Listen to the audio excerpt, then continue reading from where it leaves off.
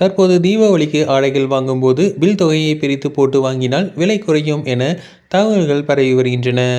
தற்போது புதிய ஆடைகள் வாங்கும்போது பில் கட்டணம் 2500 வரை இருந்தால் 5% ஜிஎஸ்டி கட்டணம் செலுத்த வேண்டும். பில் கட்டணம் 2500 விட அதிகமாக இருந்தால் 18% ஜிஎஸ்டி செலுத்த வேண்டும். ஆகவே 5000 ரூபாய்க்கு ஆடைகள் வாங்கினால் பில் தொகையை பிரித்து போட்டு வாங்கவும் என கூறி செய்திகள் பரவி வருகின்றன. ஆனால் இது ஒரு தவறான செய்தியாகும். ஜிஎஸ்டி ஒவ்வொரு துணிக்கும் தனித்தனியாக பர் பீஸ் பேசிஸ் விதிக்கப்படும், மொத்த பில் அடிப்படையில் அல்ல.